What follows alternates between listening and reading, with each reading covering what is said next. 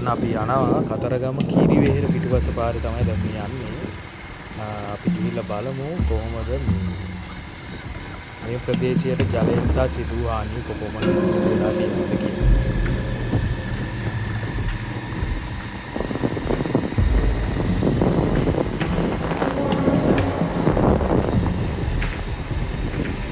මේ ප්‍රදේශයේ සම්පූර්ණයෙන්ම වතුරෙන් යට වෙලා තියෙනවා. දැන් වතුර මට්ටම බැහැලා ගිහිල්ලා තියෙනවා. කිරිවෙහෙර පිටුපස ප්‍රදේශය මම හිතන්නේ මේ ප්‍රදේශයේ කිරිවෙහෙර පූජා පූර්ණයට පිවිසෙන මාර්ගය වතුරෙන් යට වෙලා තිබුණේ. දැන් වතුර මට්ටම බැහැලා ගිහිල්ලා යථා තත්ත්වයට පත් වෙලා තියෙනවා. තවමත් මිනිසුන් ඉවස්වලම රැඳී සිටිනවා. පාරවල් වල මිනිස්සු කරන්නේ ඒවාට පේනවා ඇති.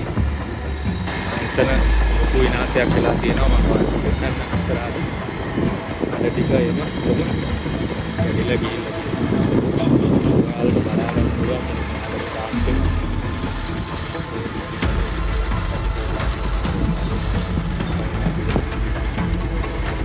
මේ ප්‍රදේශ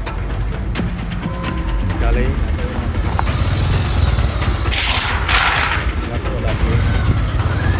යට කරගෙන ගෙනලා ජලකඳ ඉරිදි ඔය ඔස්සේ ඊකඳ ඔස්සේ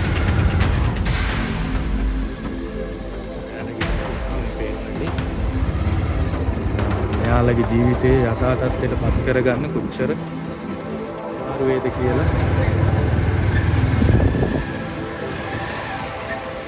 හිතා ගන්න බෑ. ඇත්තටම අහිංසක මිනිස්සු හිටිය තැන පූජාවත් ටික අඩ කරගෙන සාමාන්‍ය ජන ජීවිතයේ ගෙවාගෙන ගියපු ස්ථානයක් තමයි මේ සම්පූර්ණම ජලයෙන් යට වෙලා තියෙන්නේ.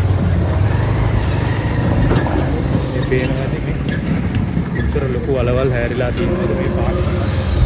වාහන නතර කරන්න විශාල වලවල් හැරිලා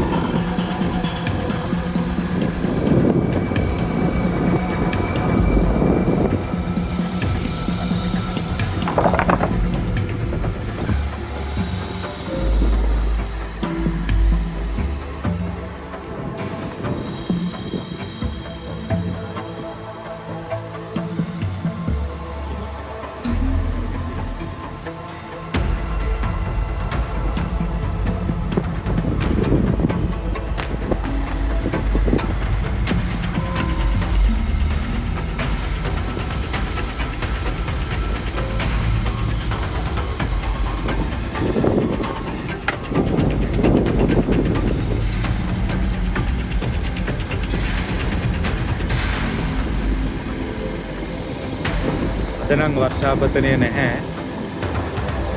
අහස පැහැදිලිව තියෙනවා. තවුවත් වැටිලා තියෙනවා.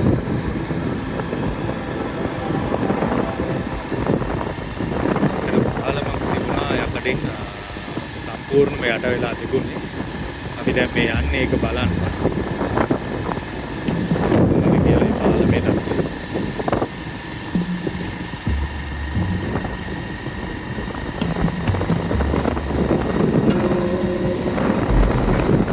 ප්‍රදේශයේ තරමක් උසයි. මේ ටික යට වෙලා තිබුණේ නැහැ.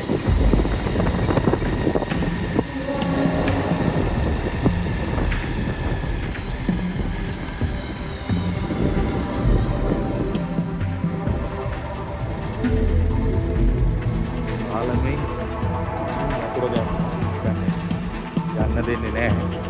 මේ නැති විශාල ගස් වැටිලා පාලමකට විශාල කොටයි